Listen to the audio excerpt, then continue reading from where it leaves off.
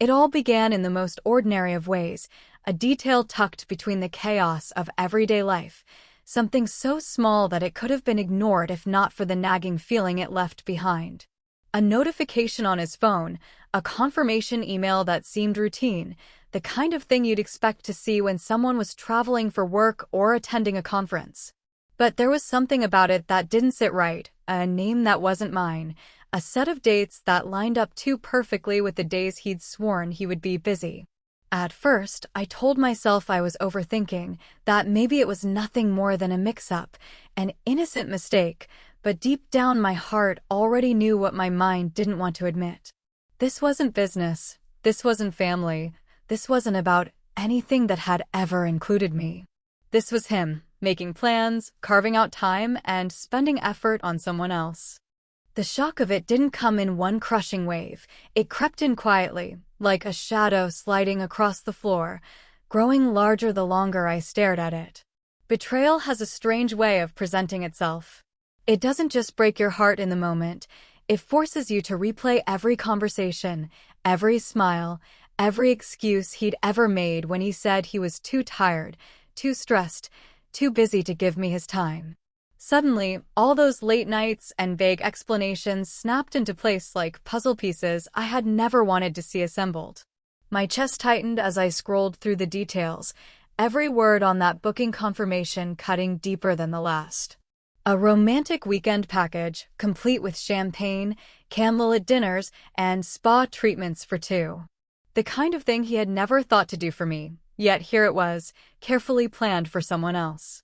I remember sitting in silence, my phone glowing in my hand as though it were holding a secret too heavy to carry. I could feel my pulse hammering in my ears, my palms growing clammy, the entire room shrinking in on me while I tried to process what I was reading. The betrayal wasn't just in the act of him booking it, it was in the intention, in the deliberate thought he put into creating a moment of intimacy with another woman. It was knowing he had looked forward to this, probably rehearsed the lies he'd tell me, maybe even smiled at the thought of her while sitting across the table from me. The discovery twisted my reality. I had lived under the illusion of trust, of partnership, of shared dreams, and now all of it felt tainted. Every glance, every gesture, even the memories of good times became questionable. Had he ever meant them? Or had I been living in a carefully constructed script where my role was nothing more than convenience? My stomach churned with anger and grief, two emotions fighting for space inside me, each one threatening to overwhelm. I thought about all the years we had shared, the promises made in hushed tones at night, the plans we sketched for the future. How quickly it all crumbled under the weight of a single confirmation email. Yet, even in that moment of devastation, there was clarity. Betrayal doesn't whisper, it screams, and it demands to be acknowledged. I could have closed my eyes, pretended not to see, convinced myself that it was none of my business, but that wasn't the kind of woman I was willing to be. If he had chosen to create a fantasy weekend with someone else, then I had to face the reality of what that meant. It wasn't just about him lying, it was about me refusing to keep living in the lie. I thought of the irony, how he had gone to such lengths to book a romantic weekend, a gesture society paints as the height of love and commitment, yet for me, it became the evidence of the very opposite. There was nothing romantic about it. It was cruel, calculated, and cowardly. And the sting of it wasn't only in being excluded, but in realizing how replaceable he must have thought I was. That hotel room wasn't just a place for him and her, it was a symbol of everything I wasn't supposed to know, everything he wanted hidden away from me. And still, as painful as it was, there was also a strange strength in discovering it. The truth, no matter how brutal, is better than living blind in a false paradise. In that moment, as my fingers trembled around my phone and my chest rose and fell with uneven breaths, I understood that the betrayal wasn't just his action, it was a turning point for me. It was the moment when illusion shattered and clarity began to seep in, no matter how much it burned. The decision to confront the truth on my own terms did not come instantly. At first, I sat with the weight of what I had uncovered. The confirmation email still burned into my mind like an open wound. I kept replaying the options in my head, like different doors opening to different futures, none of them simple, none of them painless. Should I wait for him to come home and feign ignorance, letting him weave another excuse just to see how far he'd go with his lies? Should I call him out immediately, demand answers, and watch him squirm under the spotlight of the truth? Or should I keep my silence, quietly plotting my own response in a way that would give me control over a situation where he had tried to strip it away? These questions circled endlessly, but with every thought, I knew one thing for certain: I was not going to let him dictate the way this story unfolded. There is a kind of power that comes when you realize you no longer owe someone the benefit of the doubt. I had given him that, over and over, every time he claimed he was too tired, every time his stories didn't quite line up, every time my instincts told me something was wrong. The betrayal wasn't just about him lying, it was about me silencing my own intuition to keep the peace, to keep the marriage intact, to keep pretending everything was fine. But now, with the truth staring back at me in undeniable form, there was no space left for doubt. What I needed was a plan, not a plea. I wasn't going to beg him for honesty or validation. If he wanted to step outside of the vows we had made, then I would step into my own strength. The decision to confront him was less about revenge and more about reclaiming myself. I didn't want to be the woman who discovered betrayal and collapsed under it. I wanted to be the woman who met it head-on, who refused to be diminished by his choices. But to do that, I had to strip away the instinct to react emotionally in the moment.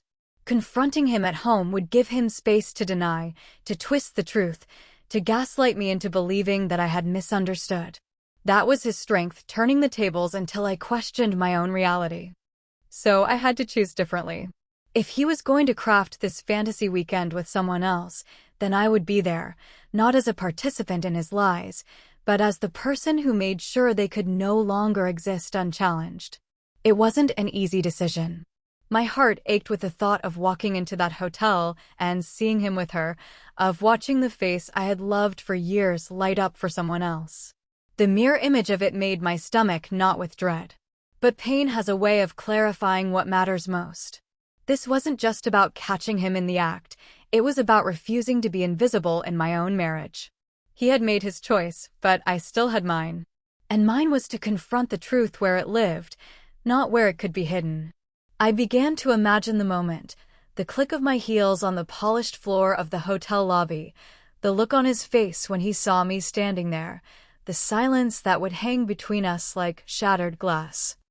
I didn't know exactly what words would come, but I knew my presence alone would say everything. It would tell him that I was no longer blind, that I would no longer play the role of the unsuspecting wife. It would tell her that I was real, that I existed, that this wasn't just a storybook affair she could slip into without consequence. And most importantly, it would tell me that I was brave enough to face the truth instead of letting it devour me in private.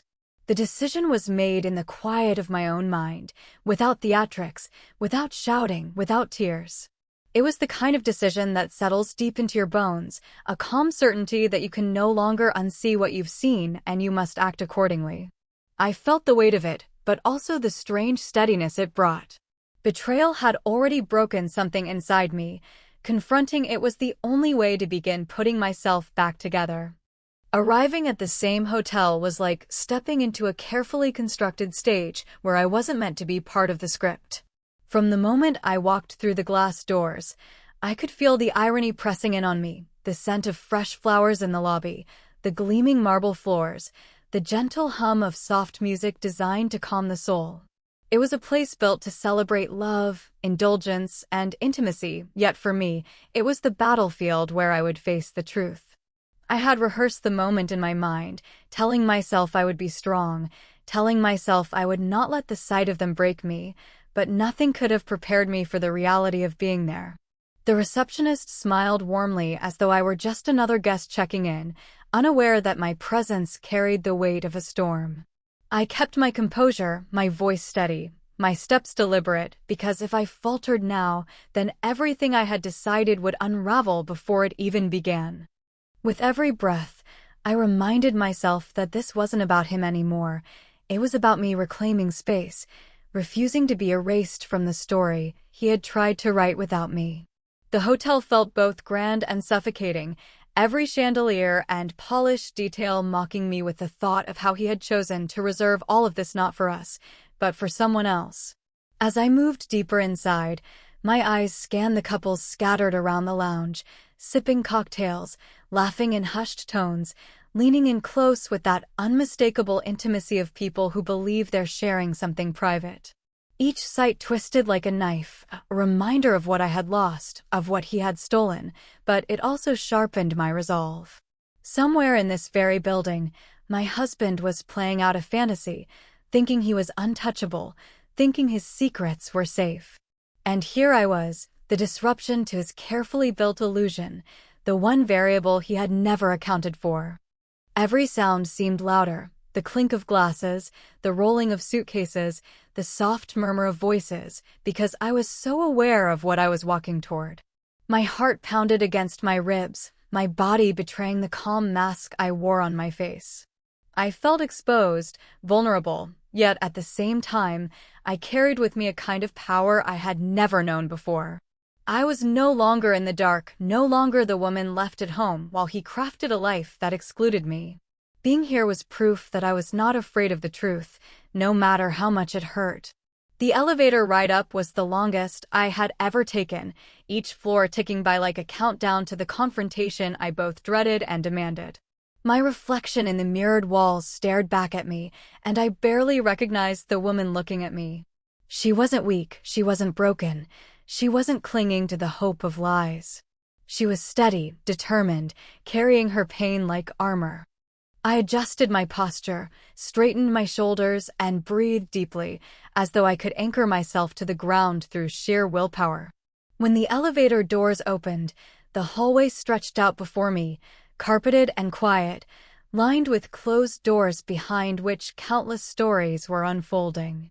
And at the end of one of those doors was mine, a story rewritten, a truth exposed, a reality I had chosen to face.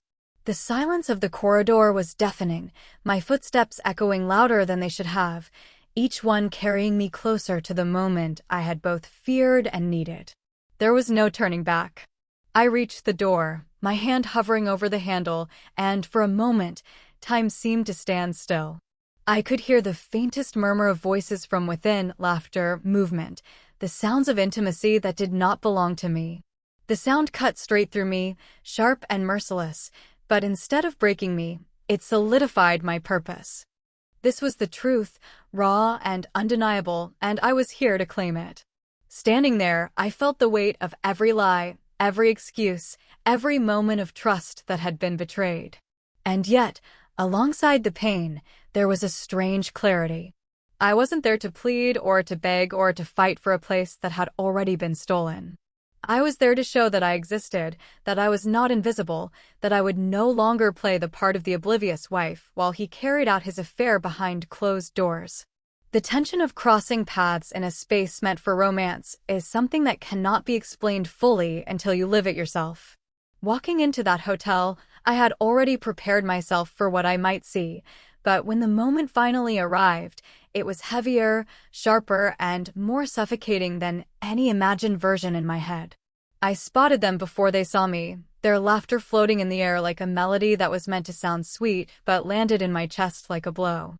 They were seated together in the restaurant, a table tucked away in the corner, lit by soft candlelight that seemed to highlight the betrayal in every flicker of its flame. His posture leaned in toward her, attentive, eager, the kind of focus he had not given me in years. Her smile was wide, unguarded, as though she had no idea that her stolen moment was about to be interrupted. My breath caught for a second, and I felt the ground tilt beneath me, but I steadied myself. Every part of me screamed to turn away, to flee before they noticed, but I had come here for this exact moment. This was where the lies would crumble, where the fantasy would shatter under the weight of reality.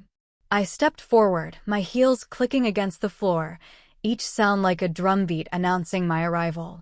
His head turned instinctively at the sound, and the instant his eyes landed on me, the world around us seemed to freeze. The color drained from his face, his mouth parted as though to form words, but none came. The air grew thick with silence, that heavy kind of silence that swallows laughter and drowns out music. She looked between us, confusion written across her features, and in that moment, the perfect bubble he had created began to collapse. He had likely told her stories, painted himself as someone free, someone available, someone unburdened, but my presence was the truth he could not deny. My existence shattered whatever illusion he had spun, and she knew it too. The way her eyes widened, the way her smile faltered, it all said that she realized this wasn't what she thought it was. I did not need to raise my voice. My silence, my steady gaze, spoke louder than any accusation. The tension at that table stretched thin, almost unbearable, as he struggled to compose himself, shifting in his chair, his hands restless, his charm slipping away like sand through his fingers. He opened his mouth once more, trying to speak, but every word seemed stuck in his throat. There was nothing he could say to undo what was already laid bare. Around us, other guests carried on, blissfully unaware of the storm unfolding just a few feet away. Waiters moved between tables, couples clinked glasses, and yet for me, it felt as though every eye in the room must have been watching. It wasn't true, of course, but betrayal has a way of making you feel like you're standing under a spotlight. My heart pounded, not with fear anymore, but with a strange, steady strength. This was the confrontation he never expected, the moment he had hoped to avoid by crafting his lies so carefully. The table that had been meant for romance now vibrated with tension. The flickering candlelight no longer glowed warmly, it flickered harshly, throwing sharp shadows that seemed to expose every flaw in the scene. The wine glasses sat untouched between them, condensation forming, the anticipation of a night that would never unfold the way he had planned. She shifted uncomfortably, her hand pulling back from his as though the touch itself had become poisonous under the weight of the truth. For a moment, I simply stood there, watching the panic rise in his eyes, the dawning realization on hers, and I felt the power of my own presence. I didn't need to cause a scene. I didn't need to shout or cry or beg for answers. The tension itself was the confrontation, the undeniable collision of his lies with my reality. He had crafted this space to be romantic, to be secret, to be his escape, but my presence transformed it into a stage of reckoning. The intimacy he had promised her dissolved into discomfort, and the lies he had wrapped himself in unraveled in silence. In that moment, I realized the most powerful thing wasn't in the words I could speak, but in the simple act of being there. I was undeniable, unignorable, a truth that no excuse could erase. The tension between us was electric, alive, and it filled every inch of the room. This was not his space anymore. It was mine too, because I had claimed it by refusing to let his betrayal go unseen. Reclaiming power by refusing to be silent or sidelined was not about dramatic gestures or loud confrontations. It was about standing firm in the middle of a storm that was designed to break me. In that hotel, where every corner whispered of stolen romance, I understood that silence would only serve him, that looking away would only allow the betrayal to grow unchecked. My presence itself was my statement, but it wasn't enough to just appear. I had to claim back the voice that had been muted by years of excuses, evasions, and carefully built lies. For so long, I had been the one to smooth over the cracks, to accept half answers, to swallow my intuition because I didn't want to rock the boat. But betrayal has a way of lighting a fire that cannot be extinguished. In that moment, as I stood there in the restaurant, my heart racing and my hands steady, I realized that I had spent too much time being polite, too much time prioritizing his comfort over my own dignity. This time was different. I would not be silenced. I would not play the part of the invisible wife who could be pushed aside while he curated a second life in secret. When I finally spoke, my voice was calm, deliberate, and every word carried the weight of truth. I did not need to scream to be heard.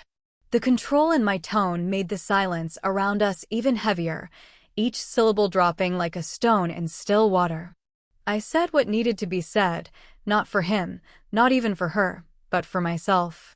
Each word was a declaration that I was no longer complicit in his game, no longer willing to be the quiet shadow in a story where I should have been the leading role. He shifted uncomfortably, his rehearsed charm failing him, his lies unraveling in front of the very person he had tried to impress. She sat frozen, her face pale, her eyes starting between us, as if trying to piece together the truth she had been denied. And in their silence, I felt my strength grow. I didn't need apologies. I didn't need explanations. What I needed was to show them both that I saw everything clearly now, that I was not someone who could be erased or dismissed. Taking back my power meant redefining what this moment was about. It wasn't about saving him or shaming her. It wasn't even about the affair itself anymore. It was about reclaiming the narrative of my own life, about refusing to let betrayal dictate who I was going to be. He had written a story where I was left in the background, but by standing there, by speaking up, I tore through the script and wrote my own lines. I was not the victim sitting at home, waiting in ignorance. I was the woman who walked into the very space he tried to hide and took control of it with nothing more than my truth. There was a shift in the air as I spoke, as though the room itself recognized that something irreversible was happening. The candlelit dinner he had planned was no longer romantic. The atmosphere he had tried to create was poisoned by reality. The fantasy collapsed, and all that was left was the truth he had tried to bury. I watched him shrink in his chair, the confidence draining out of him, and for the first time in a long time, I didn't feel small. I felt undeniable. The power of refusing silence is not in humiliating the other person, but in liberating yourself. I realized that I had been trapped not only by his betrayal, but also by my own fear of speaking up, of demanding better, of insisting on being seen. By breaking that silence, I broke the chains that had kept me bound to a version of myself that no longer existed. I wasn't meek. I wasn't forgiving in the face of lies. I was fierce in my truth, and that truth gave me a strength I didn't know I had.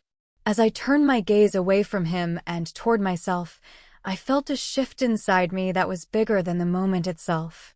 I wasn't reclaiming power just in that hotel. I was reclaiming it for every time I had swallowed my hurt, every time I had made myself smaller to keep peace, every time I had doubted my own worth. Speaking up wasn't just about this betrayal. It was about never again letting myself be silenced or sidelined in any part of my life. Transforming a painful moment into a statement of self-worth was never something I had rehearsed, but it unfolded naturally, as though every ounce of hurt had been preparing me for this very moment. Betrayal has the power to crush you if you let it, to turn you into nothing more than the echo of someone else's lies, but it also has the potential to become the catalyst for something greater. Standing there in the hotel, surrounded by the debris of his broken promises, I realized that this was not the end of me. It was the beginning of something entirely different. The pain was real, sharp, and undeniable, but instead of letting it consume me, I chose to let it define a boundary, a line that could never again be crossed without consequence. It would have been easy to let the betrayal become the center of my identity, to be known only as the woman whose husband strayed, to let the weight of his choices dictate how I saw myself. But self-worth is not measured by the loyalty of another person. It is measured by the way you choose to rise when someone tries to diminish you. In that moment, I chose to rise. My worth wasn't attached to whether he stayed or left, whether she knew or didn't, whether people judged or pitted me.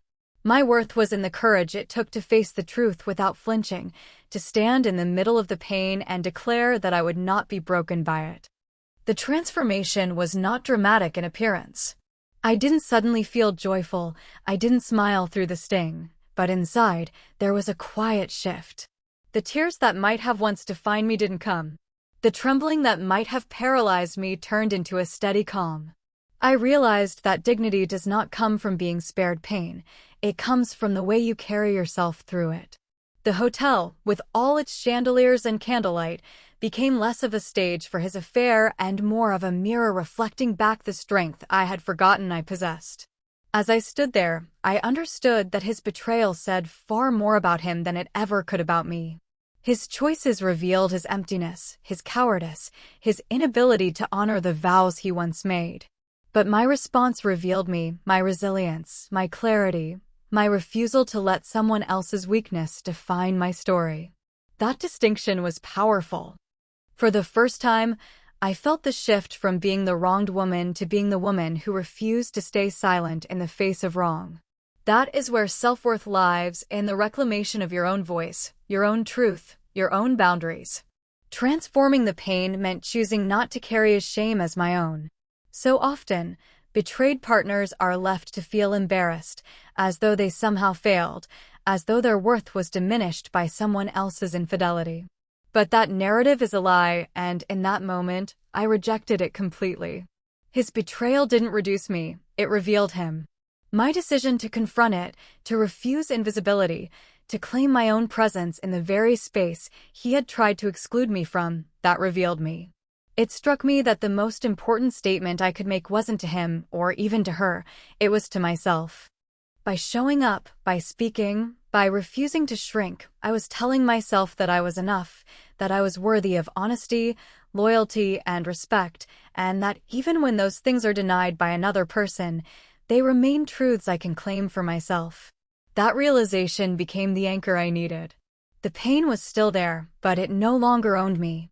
It became the foundation on which I stood taller, stronger, and more certain than before. The transformation was not about revenge or humiliation. It was about taking the shards of something broken and shaping them into a declaration of strength. He might remember the night as the one where his lies unraveled.